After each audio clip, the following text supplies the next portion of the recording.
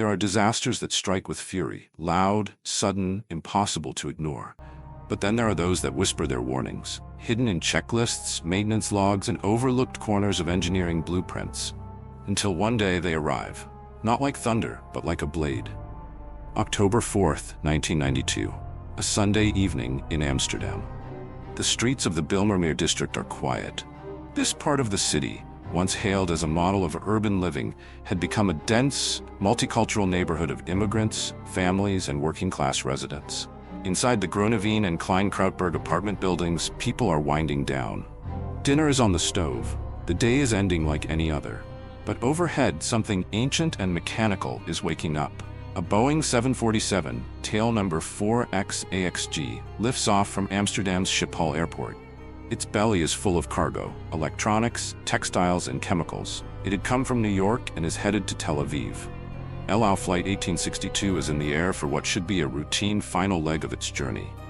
On board are 4 people: Captain Yitzhak Fuchs, 59, a seasoned 747 instructor; First Officer Arnon Ohad, young but experienced; Flight Engineer Didi Sheffi, the systems man; and Anat Solomon, an El Al employee catching a ride. They are calm, focused, professionals, and completely unaware that their flight has already crossed the line into history.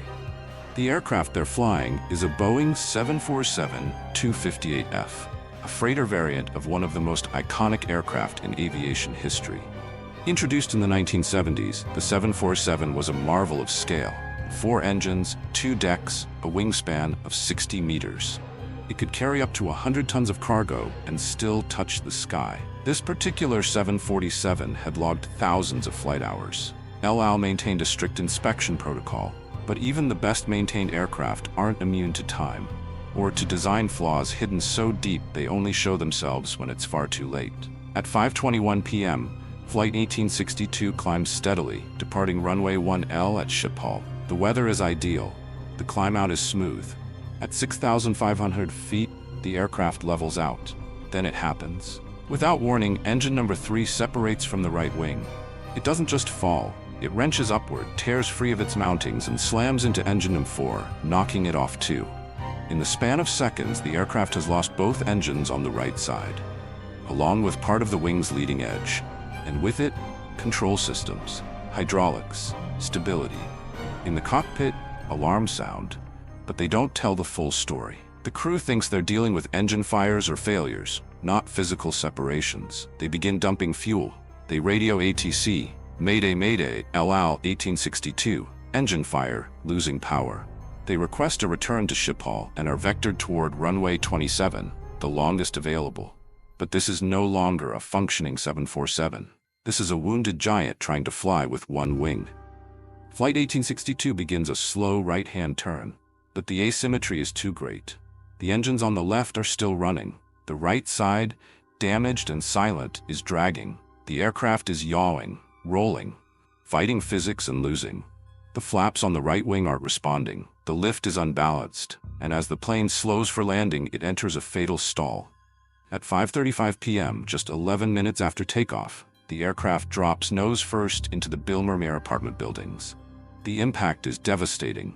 The 747 slices through Groeneveen and Klein Krautberg, penetrating deep into the core where the 2 buildings meet. The resulting explosion ignites the fuel-laden fuselage. Entire apartments vanish. Glass, rebar, bodies, flames, all hurled outward in a shockwave of steel and fire.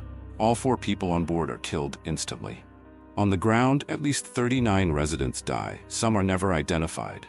Many were undocumented immigrants, Ghanaian, Surinamese, Antillean, living in the shadows of official records. The real number of dead may never be known. Survivors describe being flung across rooms, a woman blown from her bedroom into the hallway, a child found crawling through smoke and fire. Another survivor awoke to find her apartment open to the sky, the walls gone. The crash zone becomes a site of chaos. Emergency responders work for hours against the fire. Debris rains down on streets, windows across the district shatter. The air stinks of jet fuel and fear. And in the middle of it all, the question begins to form. How could this happen? As the fires still smoldered in the concrete skeleton of the Bijlmermeer complex, investigators began their search for answers. But from the moment they arrived, something was missing. Literally. Engines number 3 and number 4 weren't there. The entire right side of the aircraft's power plant had vanished before impact. The search fanned out. Divers were sent to nearby lakes, and within days, they found what they were looking for, in the waters of Nardermere, nearly 10 kilometers away. 2 massive Pratt & Whitney engines. Torn, twisted, waterlogged. They hadn't come off during the crash. They'd come off midair. This changed everything. The focus turned to the pylon structure, the part of the aircraft that holds each engine under the wing. Every 747 engine is mounted to the wing with 5 structural links, reinforced with fuse pins. These pins are built to be the weakest link, intentionally designed to shear off in a specific way if the engine is overstressed, say in the case of a runway overrun, heavy turbulence, or bird strike. The goal is to let the engine fall safely away rather than tear apart the wing. It's a concept called safe separation.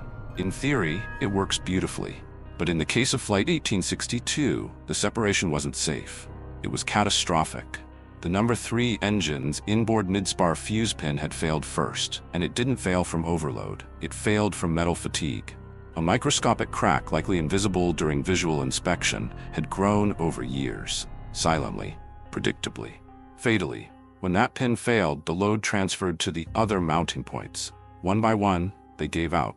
The engine detached violently, slamming into its neighbor. Both were lost. The entire right wing was destabilized. But here's where things get darker. This failure mode wasn't new. In December 1991, just 10 months earlier, a China Airlines 747 freighter experienced a similar failure.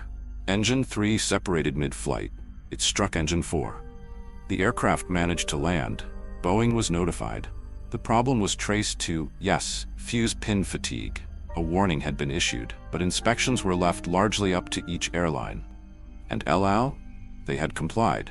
They followed inspection intervals recommended in Service Bulletin 747 FF215 and FAA Airworthiness Directive 8219-02.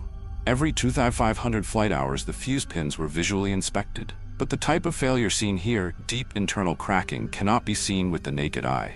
You need advanced techniques, eddy current testing, ultrasonic scanning, or simply replacing the pins. El Al opted for visual inspection. It was cheaper, faster, FAA approved, but not enough. The Dutch Safety Board's final report was damning in its clarity.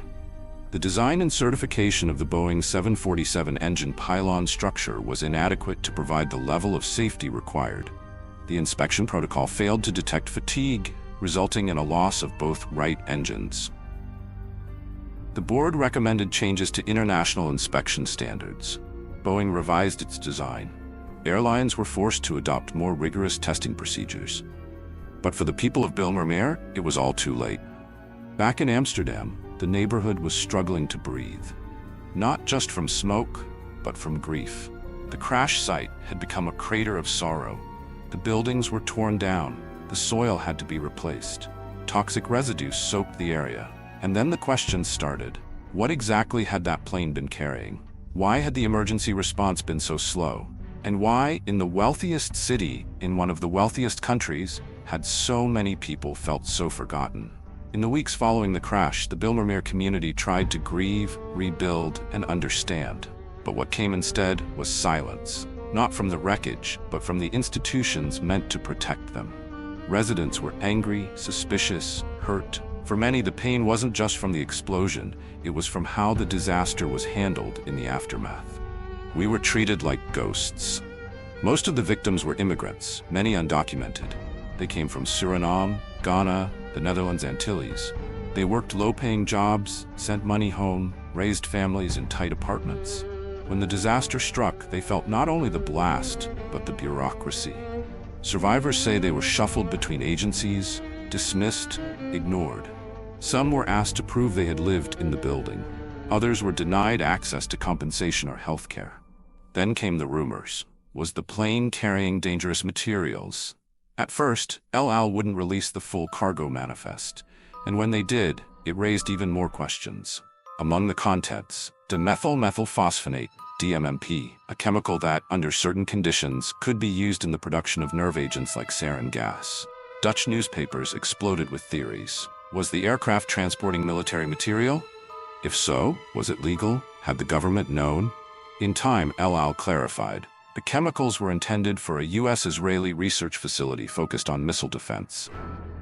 Legal, according to both countries, but the secrecy had already done its damage. People didn't believe the explanations.